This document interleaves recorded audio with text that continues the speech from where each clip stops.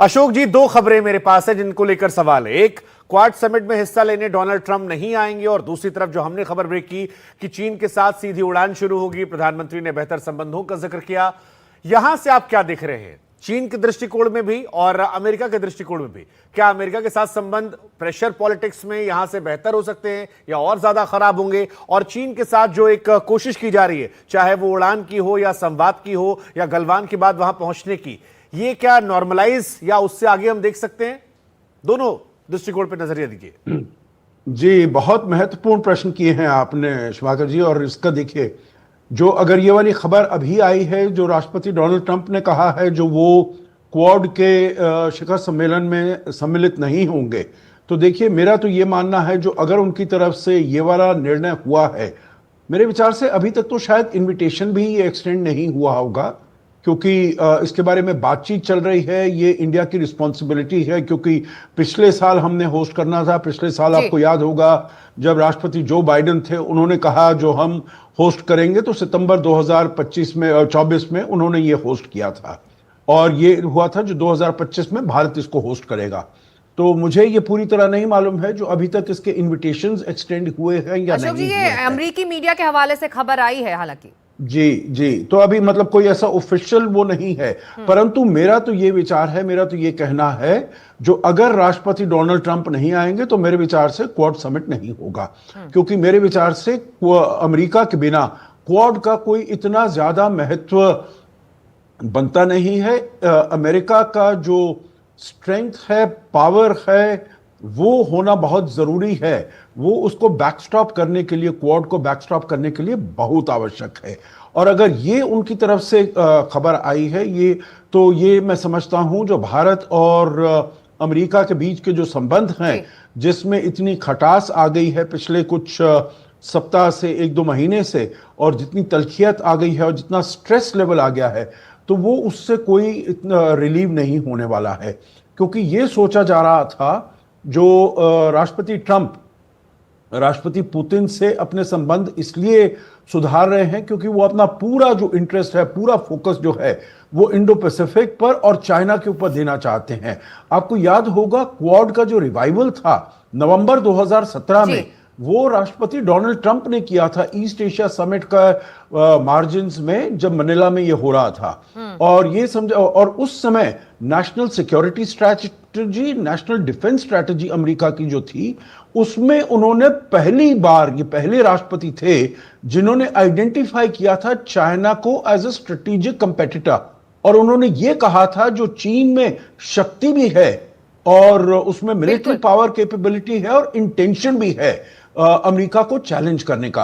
तो अगर अब वो इससे रिट्रीट कर रहे हैं, अगर वो इसको इतनी अहमियत नहीं दे रहे हैं, तो ये बहुत चिंता का विषय होगा। और इसको हमें अपने द्विपक्षीय रिश्तों से और इंडो पैसिफिक में क्या हो रहा है, इसको हमें देखने का के लिए सोचना मजबूर होगा। अशोक जी, मैं गौरी के पास भी जाऊंगी जो इस वक्त वहां मौजूद हैं चीन में। और गौरी, बीच खबर ये भी आ रही है कि इस बातचीत में चीन इस बात पर जोर दे रहा है कि व्यापारिक संबंधों को मजबूती मिले, वहीं एलएसी पर शांति और यथास्थिति को लेकर भारत जरूरी मान रहा है। तो ये दो पक्ष हैं जो अपनी अपनी बात इस वक्त इस बातचीत में कर रहे हैं। बड़ी खबर जो आ रही है, इस वक्त की बड़ी खबर जो आ रही है कि प्रधानमंत्री मोदी और राष्ट्रपति शी जिनपिंग की मुलाकात खत्म हो गई है। ये सबसे बड़ी ब्रेकिंग न्यूज इस वक्त आ रही है कि अभी अभी जो मुलाकात है, जो द्विपक्षीय बैठक है, वो अभी समाप्त हुई है। करीब 55 मिनट के करीब ये बैठक चली है। जो दर्शक इस वक्त ज्वाइन कर रहे हैं, उन्हें हम बता दें कि ये द्विपक्षीय बैठक प्रधानमंत्री मोदी और शी जिनपिंग के बीच में अभी अभी खत्म हुई है। इस द्विपक्षीय बैठक में दो बहुत अहम मैसेजेस प्रधानमंत्री मोदी ने दिए। उन्होंने पहली चीज बोली म्यूचुअल ट्रस्ट के बारे में, सेंसिटिविटी के बारे में, और दूसरा उन्होंने कहा कि जहां तक बॉर्डर के सारे इश्यूज हैं, जो सीमा के सारे इश्यूज हैं, उस पर भी लगातार बात चलती रहेगी। ये दो बहुत बड़ी स्टेटमेंट्स हैं प्रधानमंत्री मोदी ने दिए। अभी अभी ये बैठक समाप्त हुई है। अब पता चलेगा, इससे निकल के आएगा कि किस तरह की रोड मैप जो है वो तैयार हुई है भारत और चीन के बीच में। हम बात कर रहे हैं कि हमारी एक्सपेक्टेशन टेम्पर होनी चाहिए, हमारी उम्मीदें इस पे बहुत ज्यादा हाई नहीं होनी चाहिए। बट लेकिन करीब 55 मिनट तक ये बैठक चली है, ये मुलाकात चली है। इसके कई पहलू हैं। इसके पहला पहलू जो हम बता रहे हैं बार बार, वो सीमा को लेके है। सीमा के का जितना सारा इशू है, विवाद है, वो सारी बातें, वो एक बहुत बड़ा पहलू है भारत चीन की द्विपक्षीय बैठक को लेके। और अजीत डोभाल का नेशनल सिक्योरिटी एडवाइजर को वहां होना अपने आप में दर्शाता है कितना सिग्निफिकेंट है ये। दूसरी बात जो है वो है कि हम बार बार बता रहे हैं व्यापार और आर्थिक मामलों पर क्या एक सहमति बन सकती है, क्योंकि डोनाल्ड ट्रंप इसके जिम्मेदार हैं। जिस तरह की भाषा का वो इस्तेमाल कर रहे हैं और जिस तरह से उन्होंने टैरिफ वॉर दुनिया भर में छेड़ी हुई है, ये सारी ऐसी बातें हैं जो इस बैठक में उम्मीद की जा रही है शायद भी होगी। ऑफिशियल जब डिटेल्स निकलेंगी तभी हम बात कर पाएंगे स्पेसिफिकली, हम स्पेकुलेट नहीं करेंगे इसमें। बट लेकिन हम ये इस हिसाब से बोल रहे हैं जितनी जो डेलीगेशन में लोग बैठे हुए थे। बट इस वक्त की बड़ी खबर ये है कि करीब 55 मिनट ये बैठक चली और अभी अभी ये बैठक हुई खत्म। 55 मिनट की बैठक चली है, 40 मिनट तय हुआ था समय और 55 मिनट की ये बैठक चली। अब से कुछ देर पहले ये बैठक खत्म हुई है। जो बात गौरी कह रही थी कि चीन का जोर रहा व्यापारिक संबंधों की मजबूती, वहीं भारत एलएसी और शांति और यथास्थिति को मानना बहुत जरूरी है। बात भारत की तरफ से जोर दिया गया और इस वक्त की बड़ी खबर यह है कि पीएम मोदी और राष्ट्रपति शी जिनपिंग के बीच बायलैटरल मीटिंग जो इस वक्त थी वो बैठक खत्म हो गई है। और इसी बीच हमारे साथ एक और विदेशी मामलों के जानकार ब्रह्म चलानी जुड़ गए हैं। ब्रह्म जी, आपका स्वागत है आज तक एनडीटीवी पर। जरा ये बताइए कि 55 मिनट तक ये बैठक चली है और इस बैठक में कई महत्वपूर्ण मसले रहे। अजीत डोभाल साहब जो हैं वो भी यहां पर मौजूद रहे। कैसे आप देख रहे हैं? और क्योंकि कोई जॉइंट प्रेस कॉन्फ्रेंस नहीं हुई है, बाहर बातें निकल कर नहीं आई हैं, लेकिन मुस्कुराती हुई तस्वीरें कम से कम हमने देखी है। आप कैसे एनालिसिस कर रहे हैं? काफी कॉशियस अप्रोच रहा है भारत का इन डिस्कशंस में।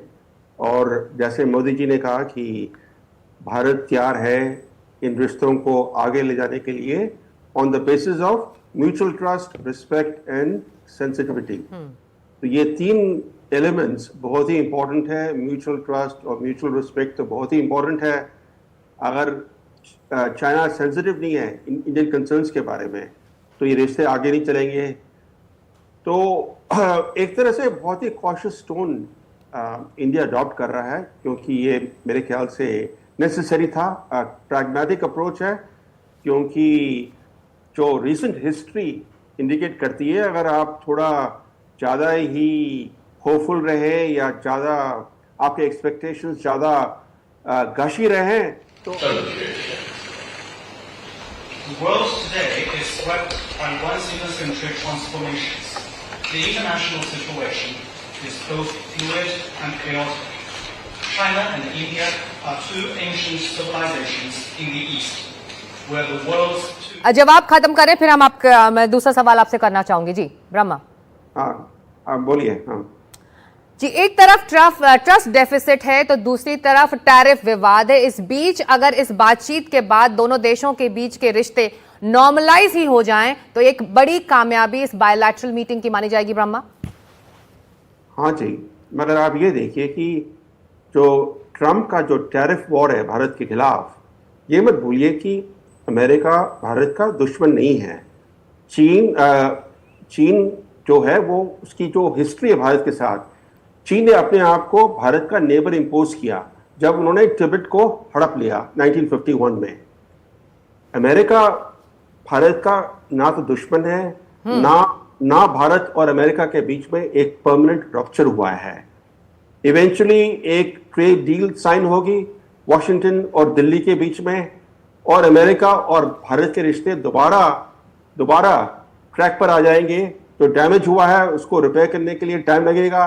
जो ट्रस्ट डैमेज हुआ है वो पूरी तरीके से दोबारा रिस्टोर नहीं हो पाएगा कुछ समय तक।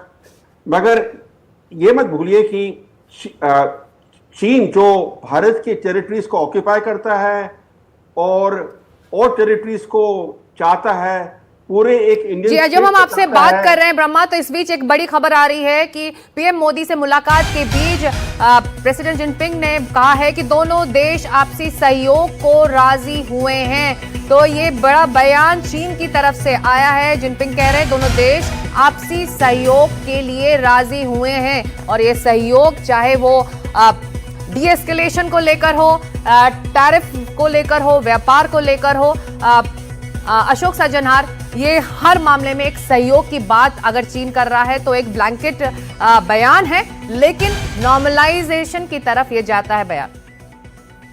जी आप बिल्कुल ठीक कह रहे हैं सिकता, जो नॉर्मलाइजेशन की तरफ तो जाता है, परंतु हमने बहुत मर्तबा देखा है जो चीन कहता कुछ है करता कुछ है। वो तो हमेशा ये कहता है जो हम ट्रेड में भी आपके साथ डील करना चाहते हैं, हम सभी चीज़ बातचीत करके सुलझाना चाहते हैं, परंतु फिर हम देखते हैं जो 2020 में उसने क्या किया। हमारी तो अग्रीमेंट्स थी 1993 की, 1996 की, जो हमारे इसमें कॉन्फिडेंस बिल्डिंग मेजर्स हैं। हम कोई भी वहाँ पर अपने सैनिक नहीं लेकर आएंगे, अस्त्र शस्त्र नहीं लेकर आएंगे, इतना कोई भारी असला नहीं लेकर आएंगे। परंतु वो कोविड का समय था, आपको याद होगा, मार्च अप्रैल 2020 में, और तभी उसने अपने 50-60 हजार वहाँ पर सैनिक तैनात कर दिए और हमारी धरती लेने का उसने, हमारी जमीन लेने का उसने प्रयास किया। तो इसीलिए अगर बात की जाए ट्रस्ट डेफिसिट की, तो ट्रस्ट डेफिसिट तो बहुत ज्यादा है, क्योंकि पिछले अगर 10 साल में ही हम देखें, सितंबर 2014 में राष्ट्रपति शी जिनपिंग आए थे भारत में, और जब वो आए भारत में, उन्होंने लैंड किया तो हमारे यहाँ पर बॉर्डर पर उनके फोर्सेस ने इनकर्शन शुरू कर दिया। और मतलब उन्हीं के विजिट के होते हुए डोकलाम में 2017 में सबको मालूम है 72-73 दिन आईबॉल टू आईबॉल कॉन्फ्रंटेशन, और ये तो गलवान के बाद तो 5 साल तक ये चला है, जो दोनों देशों के बीच में ऐसी तनातनी स्ट्रेस जो चला है। और इस बीच एक बड़ी खबर ये भी आ रही है कि मोदी से मुलाकात के बाद भी जिनपिंग ने जो कहा है कि आपसी सहयोग पर बातचीत हुई है। दुनिया में बहुत उथल पुथल है, जिनपिंग का बयान आ रहा है।